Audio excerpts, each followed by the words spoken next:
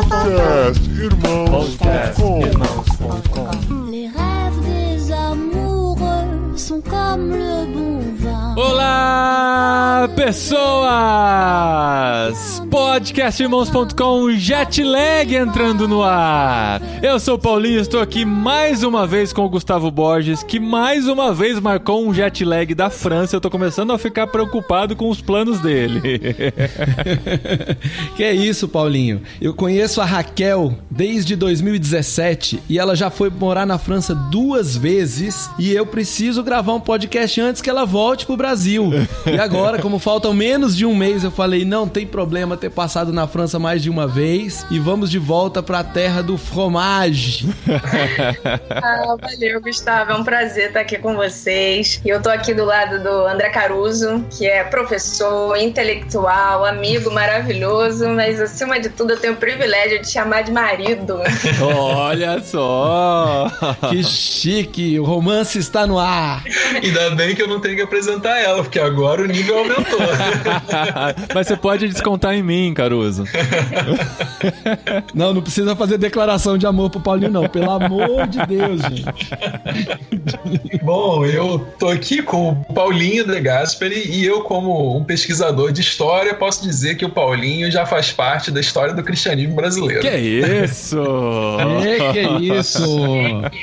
Muito bom, gente. Olha que legal. Raquel e Caruso são nossos amigos. A gente fez o Reframe juntos. A Raquel já participou com a gente daquele episódio sobre as bolhas. Se você se lembra desse episódio, foi marcante. Tem gente até hoje que marca a gente porque tá ouvindo esse episódio. E eles estão na França. Estão comendo croissant, queijo, fromage, essas coisas todas aí que parece que tem na França. E eu quero comprovar um dia, vamos ver. E a gente vai conversar sobre a experiência deles de passar esse tempo lá e descobrir quais são os planos pro futuro aqui no Jetlag desse mês.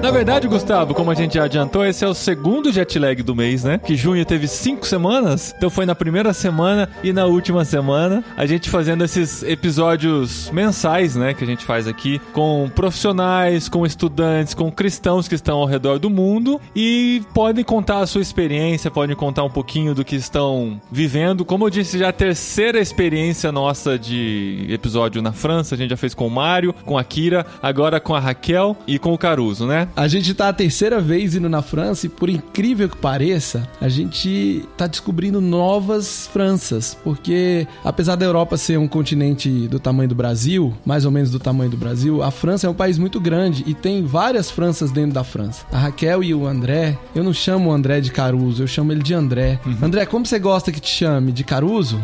O que tocar seu coração. Nossa, hoje o romance... Vocês estão onde? Em Paris? O clima tá... Acho que eles estão em Paris, cara. Eles estão em Paris, pensei que eles estavam em Lille. Mas a Raquel e o André, esse casal tão legal que eu conheci antes deles irem pra fora do país, eu conheci por conta do Perspectivas, que eu e a Raquel fizemos o Perspectivas juntos na mesma época, e depois tive a oportunidade de falar na igreja deles lá no Rio de Janeiro. Eles de repente sumiram, quando eu fui descobrir, eles estavam lá na França, lá em Nice, não era? Gustavo. Eles estavam lá em Nice.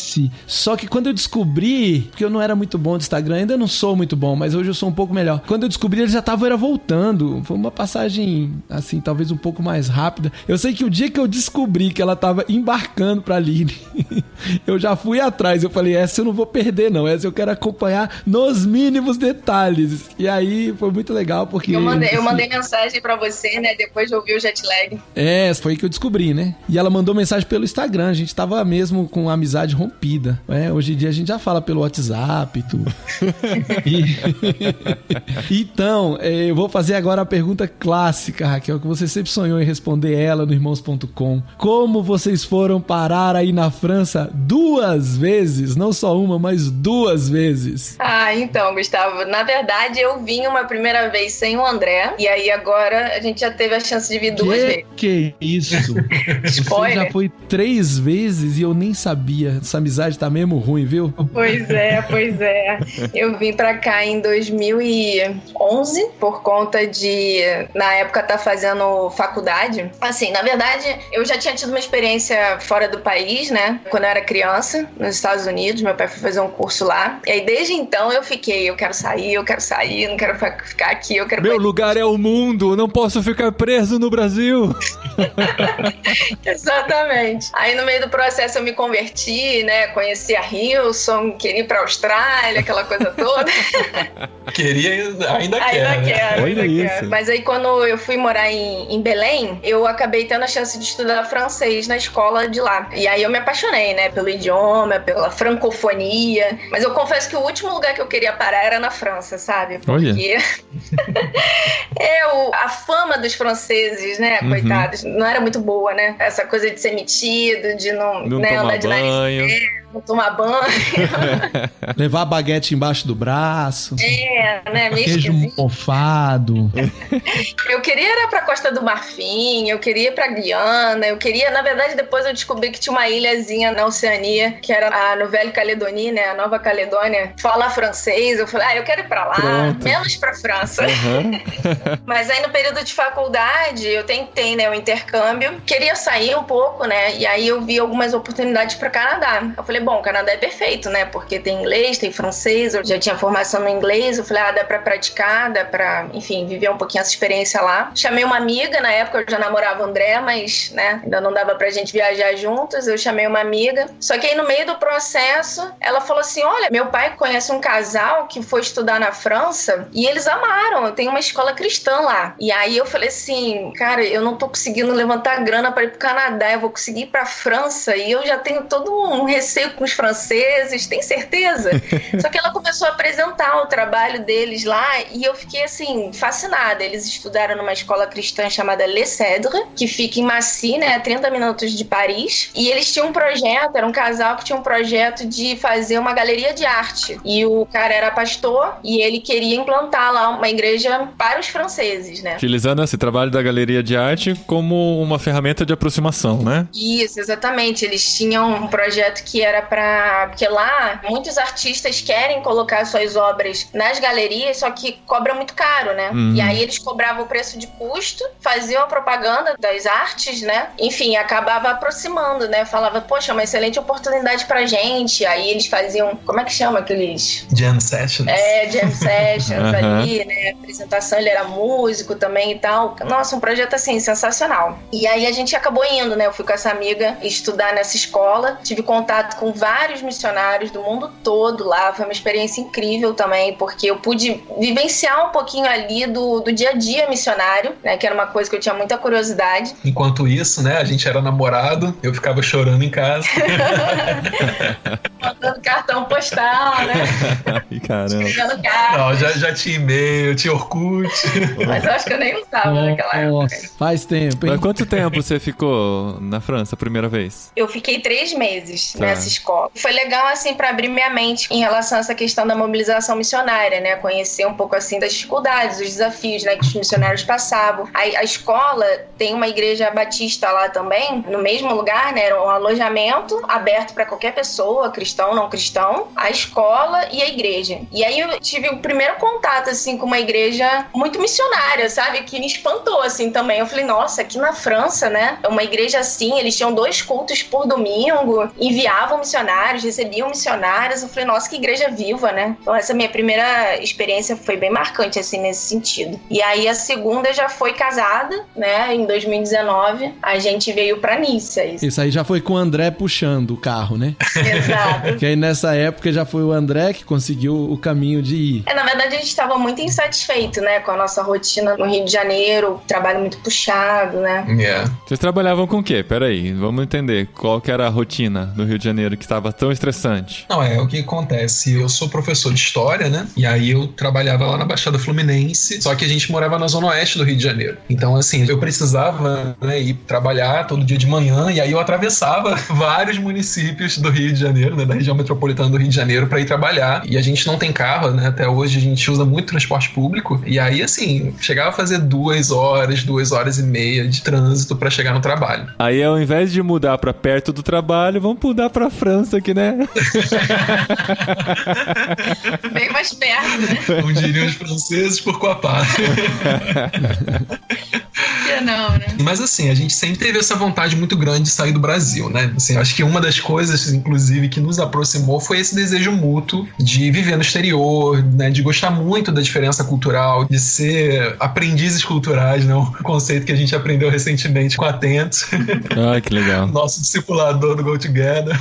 Mas então, assim, a gente sempre teve esse coração aberto mesmo pra diferença cultural e aí sempre quis muito. Mas eu tava seguindo, né, a minha carreira normalmente, como eu falei, eu sou formado em História. Na época eu tava fazendo meu mestrado em História, pensando, né, como que eu poderia sair do país, quais oportunidades que poderiam surgir. E aí eu me lembro que eu e Raquel, a gente escreveu, assim, num papelzinho, né, os vários possíveis futuros que a gente imaginava, os vários sonhos que a gente imaginava, assim, no exterior. Mas aí uma coisa muito louca aconteceu, assim, eu tava terminando a minha dissertação de mestrado e aí eu encontrei um livro de uma autora holandesa, de uma pesquisadora holandesa, e eu gostei muito do livro dela. E aí enviei um e-mail para essa pesquisadora, falei, olha, eu gostei muito do seu livro, eu trabalho com isso, né? Expliquei para ela, faço esse tipo de pesquisa, seu livro me ajudou muito na minha dissertação. E aí enviei, assim, despretensiosamente. E aí eu recebi uma resposta dela. Ela falou assim, olha, que legal que o meu livro, né, chegou no Brasil e que você leu e gostou. Falei assim, olha, por que você não vem trabalhar aqui comigo? Assim, por que você não vem fazer pesquisa aqui comigo? Caramba, que aí da hora. A primeira pessoa que deu feedback do livro dela, coitada, né, na história, tipo, ela meu tava Deus, eu tava esperando isso. Aí eu falei, bom, claro, com certeza, mas como, né? Ela falou assim, olha, tem uma bolsa, enfim, uma oportunidade de bolsa que abriu e por que você não tenta? Aí eu fui ver a tal bolsa, só que aí fechava, tipo assim, uma semana dali, né, daquela data, a inscrição fechava e aí tinha que recolher uma série de documentos, isso era janeiro. Então, assim, tudo tava meio que em férias, né, meio complicado, mas ainda assim eu fui recolhendo todos os documentos. Mas assim, eu já quero adiantar, dar um spoiler, que na verdade essa é uma história de fracasso. Antes que a gente chegue no clímax. A gente já tava imaginando vocês e ela aí na França, trabalhando juntos e saindo pra passear, indo no cinema com a pesquisadora. Mas aí, assim, tipo, a inscrição pra bolsa fechava, tava escrito, né, no site, tipo, meia-noite do dia 30 de janeiro. E aí eu fiquei com aquilo na cabeça, mas sabe como é que é brasileiro? Quer dizer, pelo menos eu sou assim, não sei se todos os brasileiros são assim. Mas assim, bom, vai fechar meia-noite, tenho até 11h59 da noite pra fazer. 11h59, né?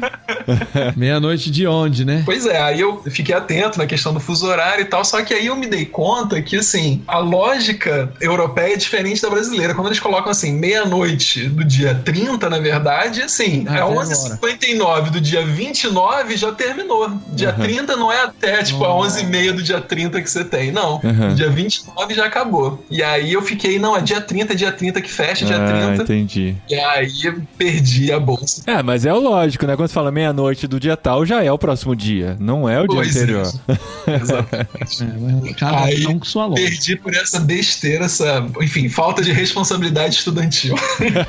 Aí, bom, eu terminei o mestrado, prestei o concurso pro doutorado, mas aí existia a possibilidade na época de fazer um doutorado pleno no exterior, que a gente chama, né? Um doutorado pleno no exterior. Mas quando eu fiz, né, o processo seletivo para fazer esse doutorado pleno no exterior, foi a época que o governo brasileiro deu uma enxugada nas bolsas, assim, foi a transição de governo, né? E aí o governo brasileiro fechou, assim, as portas das bolsas, e aí na época eles só consideram uma bolsa para uma pessoa que foi estudar na Inglaterra e era da área de engenharia e tal, e eu sou da área de humanas, né, gente? Humanas não tem tantas bolsas para a área de humanas. Né? E aí a gente meio que ficou naquela do tipo, cara, deixa pra lá, não vai rolar. E aí a gente continuou a vida, eu comecei o doutorado no Brasil, até que um belo dia a gente foi fazer uma viagem, por acaso foi uma viagem também pro exterior, foi uma viagem pro Chile, e aí eu recebi uma notícia de que a UFRJ tinha aberto um processo seletivo para uma bolsa para passar 6 meses, né, um semestre em Nice, no sul da França. Só que tem um detalhe nessa história, porque depois dessas duas frustrações, a gente meio que botou na gaveta, né? Eu falei assim, chega, né? O emocional tava subindo e descendo. Vai criando expectativa, né? E não dá certo. É muito frustrante, muito envolvimento, e a gente falou assim, não, vamos dar um tempo tempo de sair. Parou de falar desse assunto de sair do país. Então, quando ele descobriu essa bolsa agora, que ele vai comentar, ele não falou nada. Ficou escondeu, deixou com ele, botou no bolso e foi fazendo, né? Juntando a documentação, falou com a orientadora, fez todo o processo. Aí, quando tava faltando meia hora pra acabar o prazo, ele me falou: bom, então, eu vi tudo aqui. O que você acha? Mas o prazo tava certo. Dessa vez o prazo tava certinho, mas ainda assim... Foi no meio do feriado, né? Foi no meio do feriado, foi na emoção também. Mas, enfim, consegui me inscrever e aí recebi excelente notícia, né? Que eu tinha sido aprovado, meu dossiê tinha sido aceito. E aí eu fui, né? Nós fomos passar um semestre em Nice, em 2019. O primeiro semestre, França, né? Isso, de 2019. Uma região que fica na fronteira com a Itália, né? A região fronteiriça. É aquela região que quando você tá no curso de francês, eles falam, né? Da Côte d'Azur. Ai, nossa, pintam. O lugar mais lindo que tem na França. O lugar mais lindo, paradisíaco, tipo... Mediterrâneo. Os jogadores de futebol vão passar férias lá nos seus iates, não sei o quê. Então, quando eu tava no curso de francês, eu falava assim, tá, ignora essa região que você nunca vai morar lá. O que tem de resto? Nossa, foi muita surpresa. Assim. Foi incrível. Muito legal. E foi uma experiência muito boa, porque assim, eu compartilhava um pouco desse sentimento da Raquel, essa certa preocupação com os franceses de repente serem meio prepotentes e assim, quando eu vim a primeira vez, né, meu francês estava bem intermediário, né, aquele francês ainda bem arrastado, e aí eu fiquei com muito medo, né, teve toda uma questão sua também com a língua, né, com o idioma, que eu acho que é legal falar, porque André fez até o intermediário, assim, do inglês e achava que não conseguia avançar. E eu falava assim, faz o seguinte, então, deixa o inglês um pouco de lado e tenta outras línguas, tenta outros idiomas, porque às vezes você tá achando que o problema é de aprender o idioma, mas na verdade é com o inglês. Então, tenta outra coisa, né, e aí, né, até se convencer de que realmente poderia dar certo e tal, né, foi tudo uma questão também. Mas foi muito importante, essa dica da Raquel realmente, assim, foi muito importante, porque no fundo eu descobri que eu gosto muito do francês, assim, eu realmente me identifiquei com a língua e na verdade... muito melhor do que eu agora. Ah, que legal. E o que eu percebi é que saber o francês me ajudou com o inglês, por exemplo, né? Porque eu acho que vai mudando uma chavezinha no cérebro, né? Conforme você vai aprendendo línguas. Com certeza. O cérebro como que vai aprendendo a aprender. O vocabulário vai aumentando, você vai pegando referências de outras línguas pra aprender aquela e a mente vai expandindo. É incrível mesmo. Exatamente. E latina, né? É uma língua que tem mais proximidade. Pra mim, isso é um desafio. Eu acho que quanto mais próximo, pra mim é mais difícil, né? Às vezes, Paulinho e a Adri falam lá do espanhol e tal, e eu fico, gente, quando vocês conseguem? Eu não dou conta de acompanhar, né? Mas com você foi mais fácil, né? Foi mais simples. Exato. Bom, e aí, em Nice, né, quando o nosso período estava quase terminando em Nice, eu recebi um e-mail de divulgação de uma bolsa aqui em Lille. E aí, assim, rapidamente, entrando no que eu faço, né, eu pesquiso a história do cristianismo, já desde a graduação, né, desde o início, eu me dedico à história do cristianismo, e atualmente eu pesquiso uma experiência missionária que aconteceu no Brasil colonial, mas uma experiência missionária católica, né, no Brasil colonial. Então, e aí muitos missionários franceses participaram dessa experiência e boa parte desses missionários veio do norte da França, inclusive de Lille, né? Então, assim, quando eu vi essa oportunidade, falei, poxa, seria ótimo, né? Seria um lugar importante, né, para que eu pudesse, assim, pesquisar nos arquivos e dialogar com outros pesquisadores aqui da região. E aí eu entrei em contato, né, com o meu orientador em Nice, e aí ele fez a ponte, me ajudou a fazer essa ponte com os pesquisadores aqui no norte da França, em Lille. Só que aí no meio do caminho foi muito engraçado, porque isso era julho, mais ou menos, junho, né? Esse período, inclusive, né? Que a gente tá vivendo agora, de 2019. Só que se a gente conseguisse essa bolsa em Lille, era só para início de 2020. Então a gente tinha esse segundo semestre de 2019 meio assim aberto, né? A gente ia fazer nesse segundo semestre de 2019. O hiato, né? Aí a gente falou assim, vamos voltar pro Brasil e seguir a vida. Só que aí no meio do caminho apareceu uma oportunidade de continuar em Nice. A Universidade de Nice, assim, essas coisas também em julho, muito loucas que acontecem. Assim, já fazendo mala, apareceu. Em julho, já fazendo mala, a pessoa responsável pelas relações internacionais da Universidade de Nice, eu acabei esbarrando com ele, eu fui tratar algum problema administrativo, ele falou assim, olha, existe a possibilidade de você continuar. Você não quer continuar? Parecido com a oportunidade lá do Holanda. Quando é muito fácil assim, eu já não acredito mais. passagens compradas pra voltar pro Brasil. Passagens compradas, tudo certo. Aí eu falei assim, olha, sim, quero continuar. Aí ele falou assim, olha, então o que você precisa é de uma carta do seu professor daqui de Nice dizendo que você pode continuar e uma autorização da UFRJ. Aí eu falei, pô, maravilha, super fácil, né? Aí eu mandei um e-mail pro meu orientador em Nice, ele me respondeu quase que imediatamente, e aí só que aí na UFRJ é que foi o problema, porque eles já tinham começado um novo processo seletivo, né, para esse mesmo projeto da UFRJ. Que era o Erasmus. Que era o projeto Erasmus, que é uma parceria entre a União Europeia e várias universidades do mundo afora, inclusive a UFRJ, e aí acabou entrando num buraco burocrático, assim, eles não podiam me indicar para uma renovação de bolsa, uma vez que eles já tinham começado um processo seletivo para contratar novos bolsistas. Aí, ou seja, eu voltei pro Brasil, fiquei arrasado, falei, poxa, eu queria continuar em Nice. Apesar dessa parte financeira ser toda daqui, né? Ser toda da União Europeia, tinha essa parte burocrática da Universidade Brasileira. Mas enfim, aí a gente passou, né, o segundo semestre de 2019 lá no Brasil, né? Foi difícil, passamos na casa dos meus sogros, assim, difícil não pelos meus sogros. Pobre sogra, sempre sobra pra sogra, não tem jeito. Não, eles são os amores, mas esse processo, né, de tirar a liberdade deles também e tal. Não, mas eles deram todo o suporte pra gente, né, tanto meus pais quanto os meus sogros também, porque depois a gente acabou precisando alugar, né, o nosso apartamento lá em Campo Grande, e aí onde botar os móveis, porque o inquilino não queria móveis. Aí a gente levou tudo pra casa dos meus sogros junto com o nosso gato. Nossa. Então, assim, meus pais ficaram com a gente, meus sogros ficaram com os móveis e o gato, entendeu? Com a gente, com os nossos livros, né? E com os nossos livros. Caramba. Mas aí vocês passaram esses 6 meses esperando pra voltar pra essa segunda fase em Lille. Mas não tava certo, né? Isso também era uma outra questão, assim. Mas aí quando foi em novembro... Receberam a gente sem data de validade, foi? Foi prova de amor mesmo. Caramba, mano. Parecia pai e mãe, né? Aceita, siga o coração aberto. Pode vir que a casa é sua. Mas Deus foi misericordioso com eles, né? E mandou vocês logo embora. Pois é. Pararam muito. E vocês chegaram aí, então, definitivamente em 2020? Comecinho do ano. Isso, na verdade, a gente chegou aqui um mês antes da pandemia. Foi... Que beleza. Foi emoção também. Estão indo embora, dando um spoiler já, né? Um mês antes do fim da pandemia também, né? Isso aí. Daqui, pelo menos, né? Não do Brasil, infelizmente. Já dizia o profeta Paulo de Gaspari. Que o céu jogou um bem, né, cara? Nem que seja, porque a gente veio aqui só pra saber como era passar uma pandemia fora de casa. É livramento que chama isso, gente. Sim. É livramento.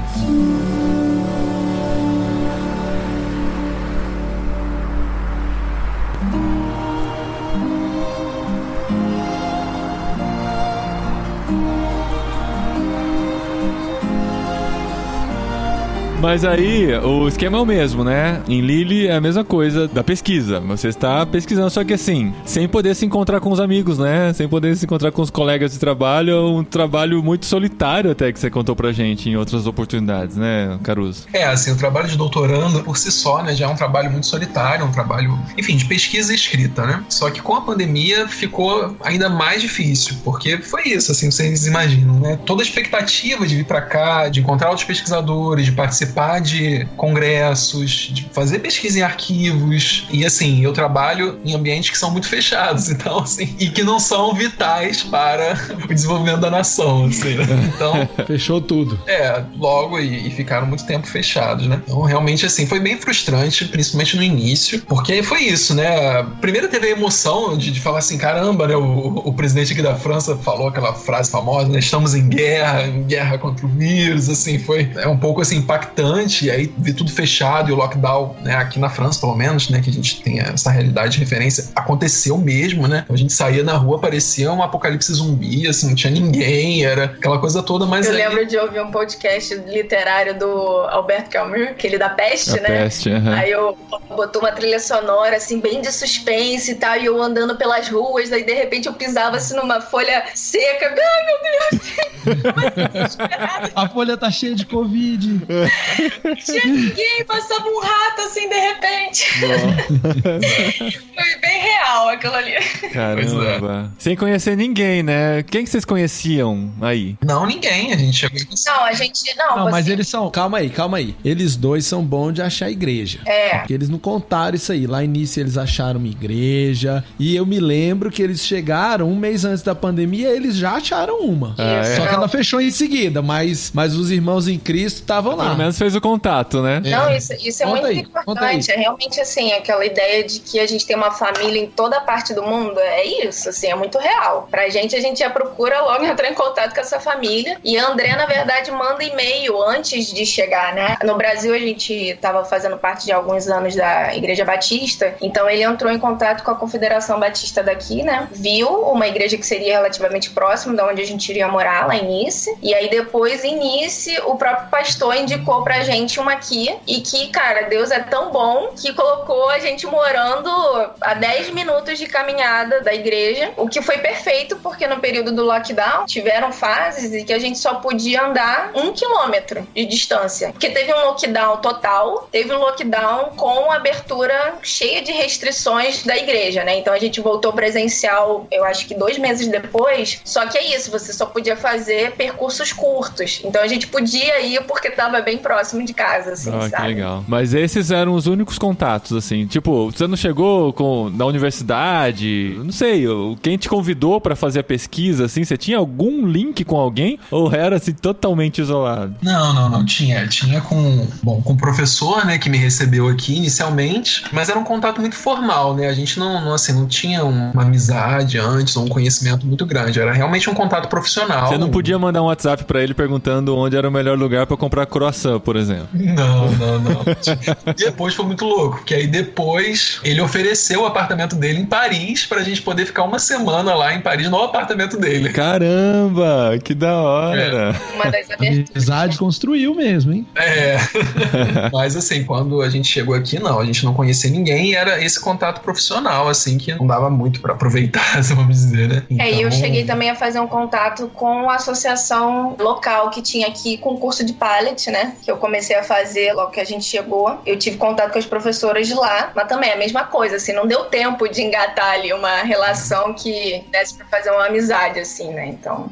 Mas assim, realmente a igreja foi um lugar muito especial, porque foi isso, assim, a gente tinha os cultos, né, que aconteciam online, depois do culto tinha aquele momento de Zoom, né, a gente fazia um Zoom de oração, assim, mas aí era um espaço bacana também pra, enfim, ouvir as notícias, né, ouvir um pouquinho, conhecer as pessoas, e tinha um estudo bíblico ao longo da semana que a gente também começou a participar, era mais um espaço pra gente poder, enfim, ter contato e falar com algumas pessoas, então isso foi muito importante. E aí o que foi mais legal ainda, que quando meio que reabriu, a gente falou assim, poxa, vamos tentar ajudar, né, a gente tá aqui pra servir, né, e essa sempre foi, na verdade, a nossa cabeça, assim, né, a gente, mesmo antes de sair do Brasil, a gente falou assim, cara, a gente quer realmente servir a igreja na França, onde quer que a gente esteja, assim, e com muita humildade, sabe, a gente não veio pra cá achando que a gente ia salvar a igreja francesa que estava morrendo, não, assim, né, com aquela humildade, falou assim, Deus, se o Senhor tá colocando a gente lá, que a gente sirva, que a gente realmente faça um bom trabalho. E aí, quando teve a reabertura, a igreja tava, assim, meio perdida em relação à parte tecnológica, né, como fazer para poder divulgar os cultos e tal, tava tudo ainda muito complicado, e aí eu tive a oportunidade, assim, eu não sou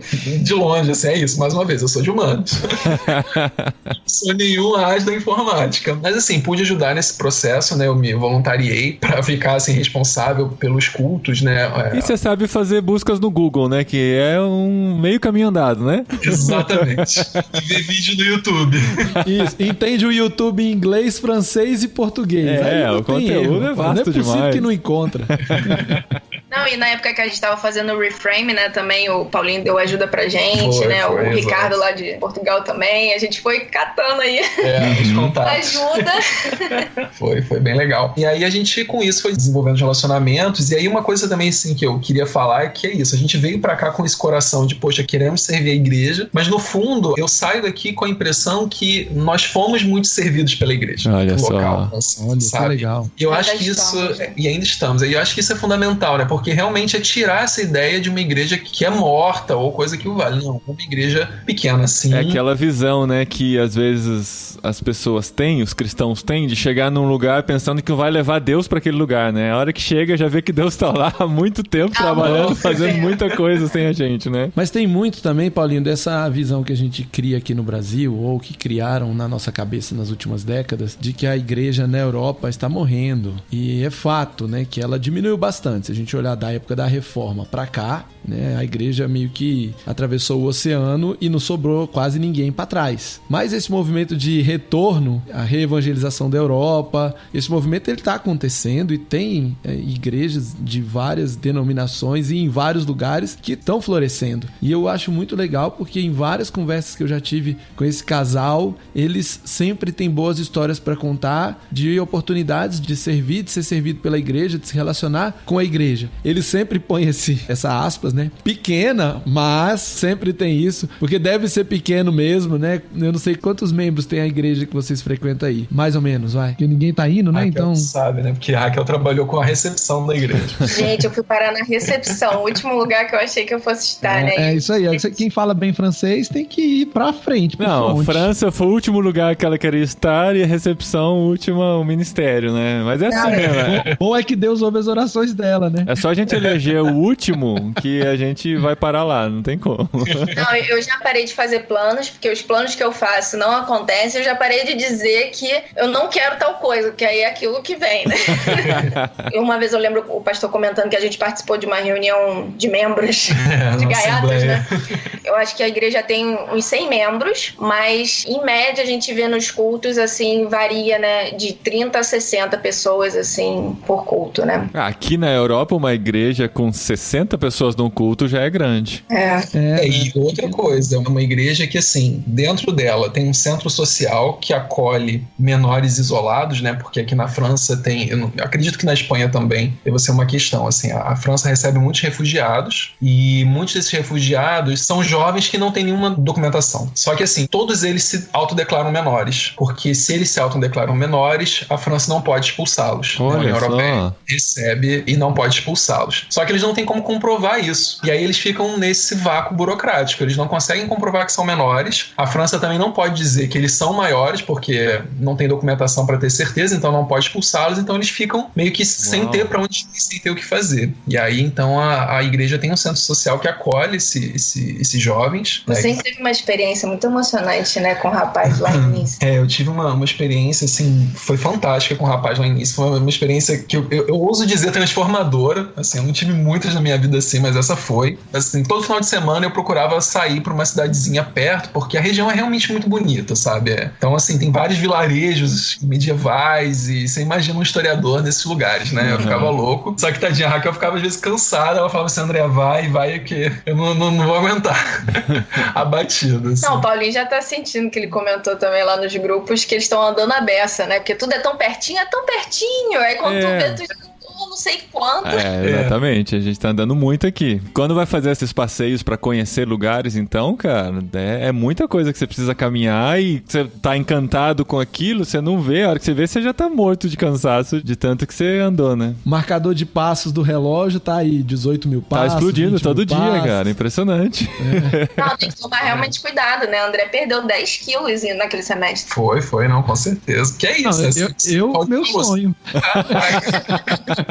Perder 10 quilos só passeando em cidades medievais, top demais. Eu fico aqui indo pra academia, indo dar a volta no parque, não perco nada. Eu não posso me dar esse luxo.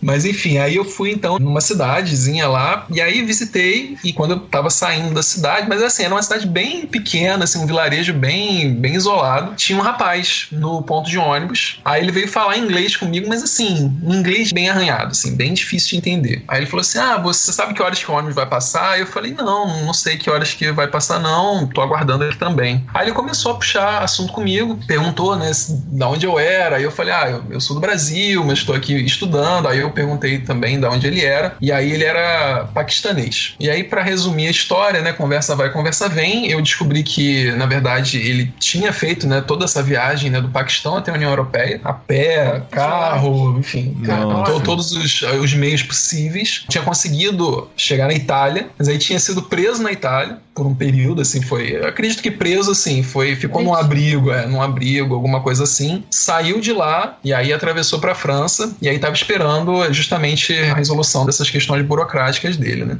Há 2 anos já, né? E aí foi muito, assim, duro ouvir, ao mesmo tempo bonito, porque eu tava em todo esse processo, né, de questionamento sobre a educação e tudo isso, e aí ele falava, né, que é uma coisa que muitos refugiados falam, né, poxa, meu sonho é poder estudar, o que eu quero é poder estudar, e eu vendo, né, toda a luta daquele rapaz, né, pra chegar até ali, então assim, e vendo a diferença das nossas realidades, das nossas histórias, foi bem chocante. Então é muito importante, assim, né, quando a gente viu esse trabalho que a igreja daqui faz, é isso, assim, né, ela acolhe muito desses menores e ela dá apoio no ensino da língua, né, do idioma, tem advogados da igreja que se voluntariam para poder fazer todo o processo desses meninos e meninas, então assim, é um trabalho que a igreja local faz, e a gente tem participado de grupos de casais, né, tem muitos imigrantes, óbvio, né, na igreja, mas tem um casal em especial, né, que eles são refugiados da Ucrânia, estão com a filha, estão também passando por processo, assim, de luta. Imagina, gente, você fala russo, tem que aprender francês, e a mãe da moça nunca tinha saído da Ucrânia, saiu de lá agora, já com seus 70 anos, e tá aprendendo francês. E ela é surda. Surda, assim, e ela tinha tido... uma perda auditiva muito grande. E ela tinha tido um acidente também que tinha deixado ela em cadeira de rodas, passou por um milagre, que agora ela tá caminhando, sabe? São vários milagres, assim, que você vai vendo, assim, aquelas histórias que a gente ouve, né? E aí, quando a gente se deu conta, assim, a gente tava ali. Semana que vem a gente vai participar de uma colônia de férias das crianças também, que a igreja vai proporcionar para as crianças do bairro e tudo mais, e eles estão lá. Eu falei, que a igreja é esse local de acolhimento para essas pessoas. É muito viva, tem muita coisa acontecendo. Na igreja de Nice, eles agora, durante a pandemia, assim, um pouco antes, mas durante a pandemia, eles aproveitaram o período fechado para dar um gás lá na construção de um café, Gustavo. Você vai gostar, você tem que ir lá nesse café. Tem que ir lá em Nice. Agora sim tem um motivo para eu ir. Então. Vocês já tinham falado de Côte d'Azur, já tinham falado de cidades medievais, mas agora tem bom motivo, né? E eles fizeram esse café, eles têm um Instagram, depois eu posso passar também, é sensacional, porque é isso, assim, é um espaço que eles realmente abrem pra comunidade. E não é assim, tipo, vamos fazer aqui um café com voluntários, a gente faz quando dá, a gente, sei lá, se alguém der durante a semana traz um bolinho. Não, eles fizeram todo um menu, tudo que foi construído dentro do café foi feito pelos próprios membros, assim, desde os móveis aos quadros, a decoração, tudo é muito pensado, sabe? Tudo é muito... Eles têm que ter autorização da prefeitura pra fazer, né, e tudo mais. E eles abrem o espaço pra... Tem comida, né, óbvio, café. Agora eu tava vendo também, tem curso de costura, tem jogo de tabuleiro. E aí, durante o lockdown, eles tiveram alguns períodos em que só tava podendo abrir quem fosse ter, tipo, sala de estudo, assim, né? Alguns espaços não estavam podendo abrir pra comida, né? Os restaurantes ficaram fechados um bom tempo, mas podia abrir se fosse sala de estudo. Então, eles reconfiguraram pra poder fazer sala de estudo, tudo pra atender a comunidade, né? Então, assim, nunca é nada só voltado pra igreja, sabe? É sempre voltado pra quem tá fora. E é incrível, assim, lá também, comunidade iraniana, sabe? Cara, nossa, tem muita história boa, assim, tem muita...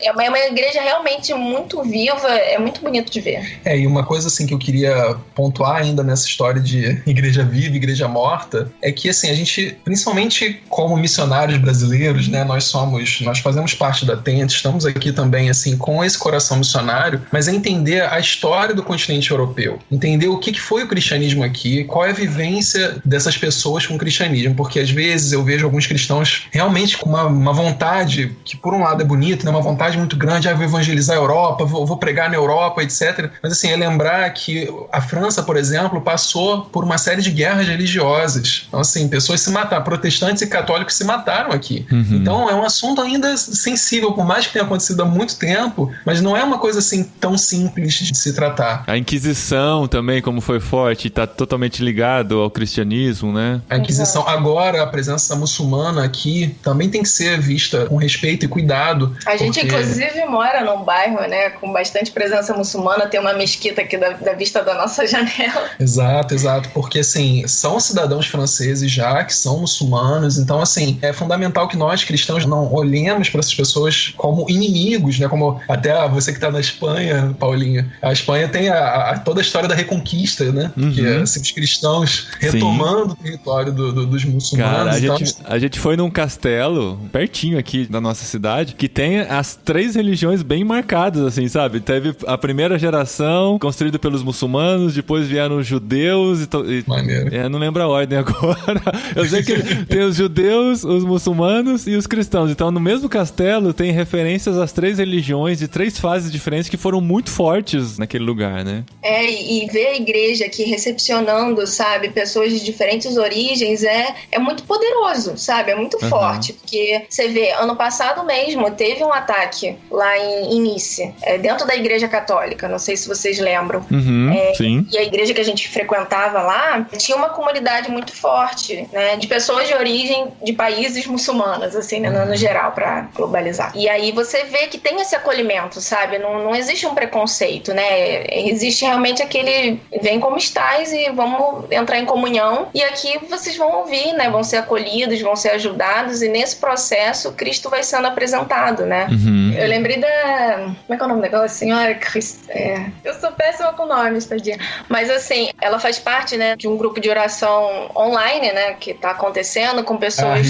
A Regina. Que tem gente, né, que trabalha com judeus, tem gente que trabalha com muçulmanos e tal, de diferentes origens, e eles se reúnem. E a igreja evangélica aqui também, a igreja protestante, né, evangélica, ela também é muito unida com outras igrejas, né? Você vê todos os trabalhos que são feitos. Esses dias a gente foi numa exposição feita por protestantes dentro da igreja católica, sabe? Uau. Então, assim, tem um tempo inteiro esse diálogo. É muito interessante, né? Eu participei de uma conferência online também falando sobre a solidão, né? A questão da solidão e sendo reforçado esse problema por causa da Covid. Também, sabe? Todos juntos ali. Tinha gente não só de diferentes denominações, como também de diferentes vertentes, né? Do cristianismo. A gente chegou a participar de um culto na igreja ortodoxa lá em Nice, né? Fomos super bem recebidos também e tal. Enfim, são histórias assim, né?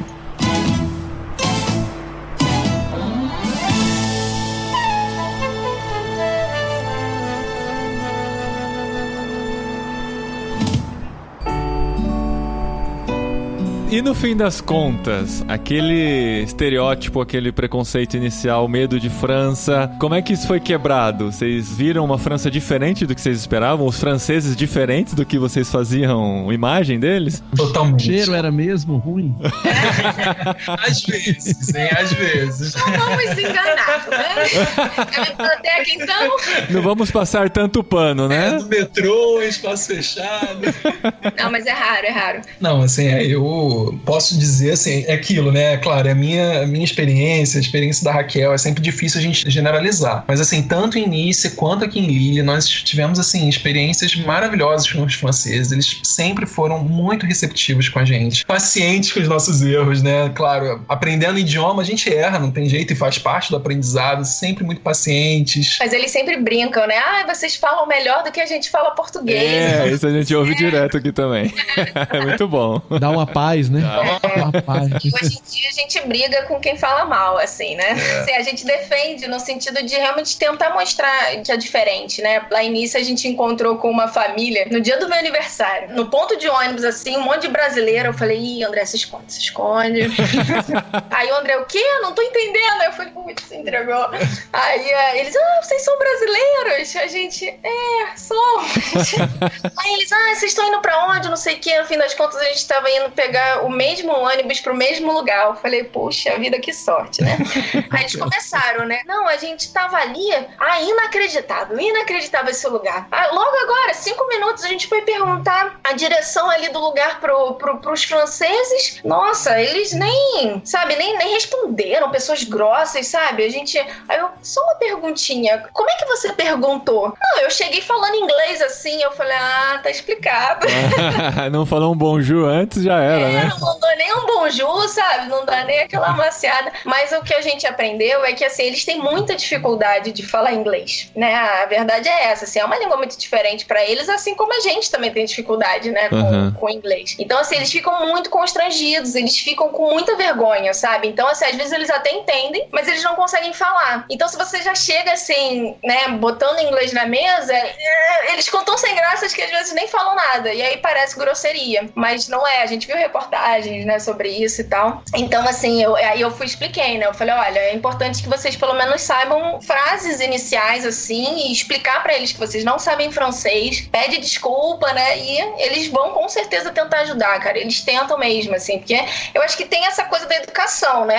Você chegar realmente com bonjour, s'il vous plaît. E a sua postura mais humilde também, né? Quando a gente chega querendo resolver tudo já de cara, nessa pressa prática que a gente sempre vai ter uma barreira maior. Quando a gente chega com essa humildade que eu quero aprender, eu preciso de você, a postura é completamente diferente. Aqui também, né, pelo menos. Não, e o André já até converteu né, pra França. Já converteu. Aquele rapaz da UFRJ. A França era pra estar aí pra converter pro Senhor Jesus, é que converteu pra França. Mas é isso, é pra amar o povo, né? Era um cristão,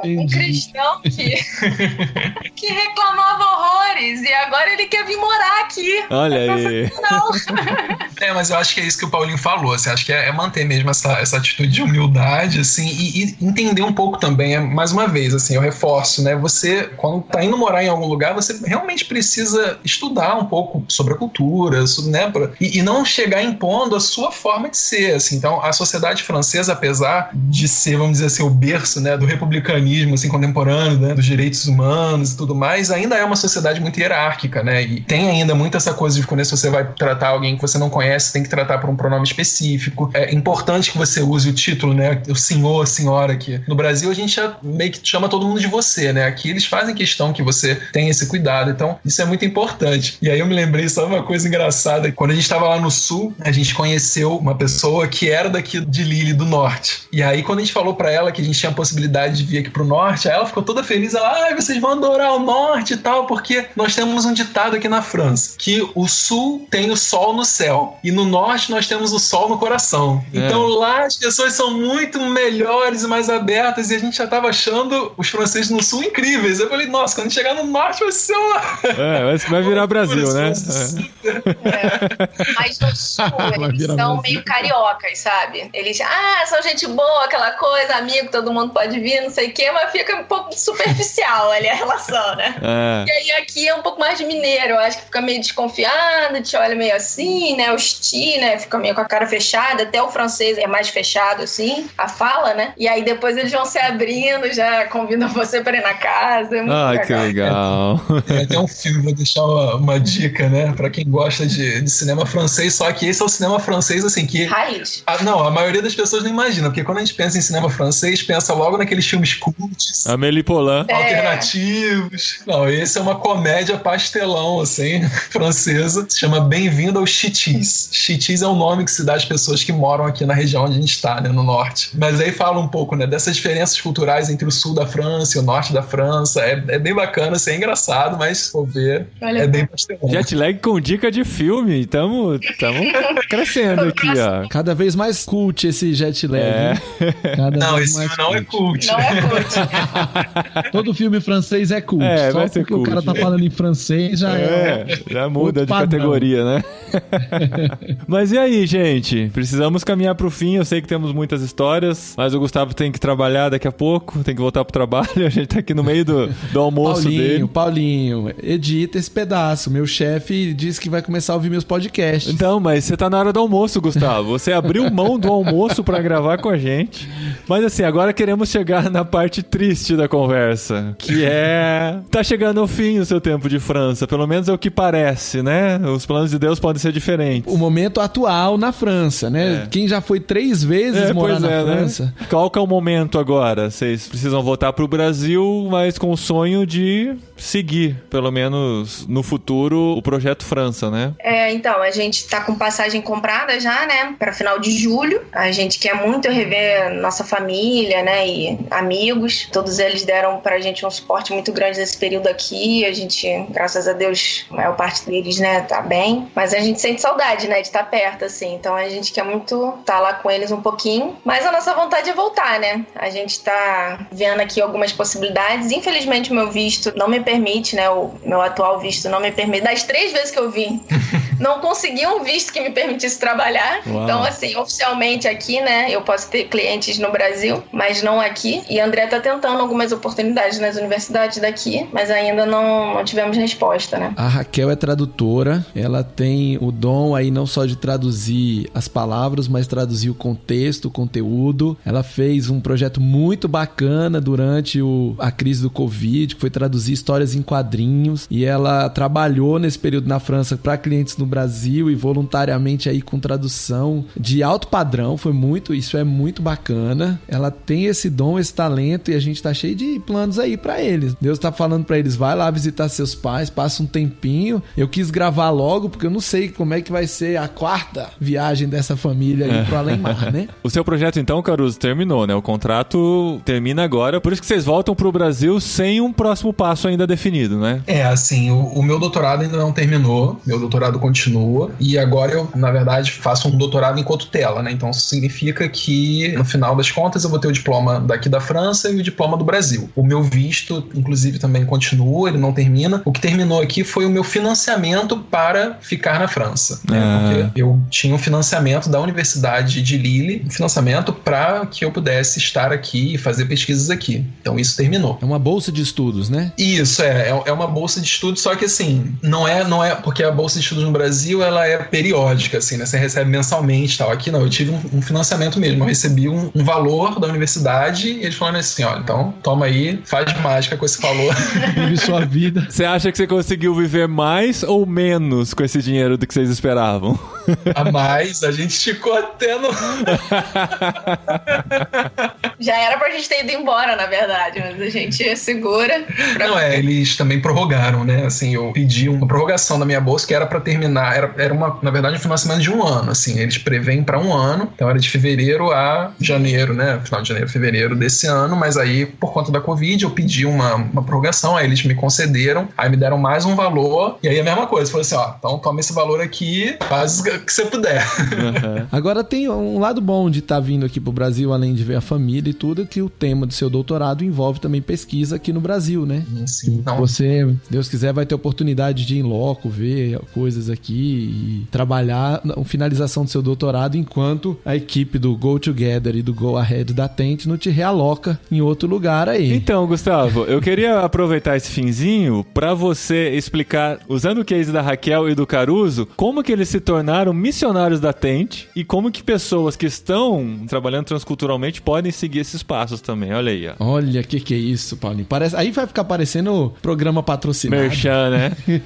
Não, porque foi legal, porque eles já estavam no campo, vocês estavam em contato e tal, e as coisas foram acontecendo, né? Que é uma via de mão dupla, né? A Tente serve eles e eles contribuem com a Tente também, de certa maneira, né? Isso, não, de várias maneiras eles podem contribuir, né? E como eu disse no começo, eu conheci a Raquel, conheci o André, lá antes, quando a Tente ainda estava em gestação aqui no Brasil, mas ela já existia na Noruega, né? Desde o ano 2000. E aí, conversa vai, conversa vem, eles entendem esse modelo missionário do fazedor de tendas e se entendem como missionários. A igreja local deles entende eles como missionários, mas eles usam a profissão deles e usam a oportunidade de estudos que o André teve para morar em outro país e abençoar esse outro país. Quando eles estavam indo nessa segunda volta, né, com essa ida para Lille, eu entrei em contato com a Raquel, ou ela entrou em contato comigo, não lembro direito a via, a gente começou a conversar, porque eles, quando me conheceram, a gente aqui na Tente Brasil ainda não tinha o Go Together implantado. E aí agora, a gente já tem o programa, o modelo, a Tente cresceu, evoluiu, se estruturou, e hoje a gente tem 2 programas, que um é um programa de mentoria antes de você ir, que a gente chama de Go Ahead. Então é para quando você ainda está aqui no Brasil, apesar de que agora a gente tem uma pessoa no Go Ahead que já mora nos Estados Unidos, mas que entrou no programa porque ela tá tá se reposicionando profissionalmente e ministerialmente. Então ela falou, não, eu não preciso de um acompanhamento enquanto eu estou no campo. Eu quero alguém que me ajude a planejar os próximos passos. Ela entendeu que isso combinava mais com o Go Ahead e entrou no Go Ahead mesmo, já morando fora do Brasil. E aí, conversando com o André e a Raquel, eu sugeri que eles fizessem os cursos da Tente, o Go Equipped, que ia ter lá na Noruega. E aí, eles, vamos no vamos, olha a passagem, não olha a passagem, o Covid chegou, cancelou o curso. Então, eles não tão longe o suficiente da Noruega, dava pra ter ido. A gente tinha conseguido, né, a vaga e tudo, e aí o Covid disse que não era pra ter curso presencial no ano passado. A gente falou, não, mas nós vamos ter curso online. Eles entraram nos cursos online, começaram a fazer os cursos online, e o programa Go Together, ele tem um grande diferencial, que ele tem um mentor para cada participante do programa. E esse mentor é um fazedor de tendas já experiente, alguém de algum país que já morou em outro país, que trabalha, que tem sua profissão, e a gente procura encontrar alguém parecido, ou que já morou no país que a pessoa tá, ou que também teve um ministério na mesma linha de trabalho que a pessoa. Por exemplo, uma pessoa que trabalha na área do petróleo, a gente pode conseguir um mentor que já trabalhou ou que trabalha na área do petróleo. Uma pessoa que mora, como por exemplo, o Carlinhos, que mora no Japão, o mentor dele já morou no Japão como fazedor de tendas, então entende algum ponto da cultura. E a gente procurou um mentor aí pro André, ele que entrou no programa encabeçando sua família, então ele e a Raquel entraram juntos, e eles têm um mentor que não é brasileiro, ele é alemão, e ele tem reuniões regulares com o André, e a gente tem um grupo dos fazedores de tendas brasileiros, onde a gente dá risada, dá as bolas fora de cada um, à medida que vai vivendo e se adaptando aí nos diversos países. Então todos os fazedores de tendas brasileiros têm esse grupo formado só de gente da Tente Brasil. Não são muitos ainda, é pequeno, como o André diz, é uma igreja pequena, mas é uma igreja que ama Jesus.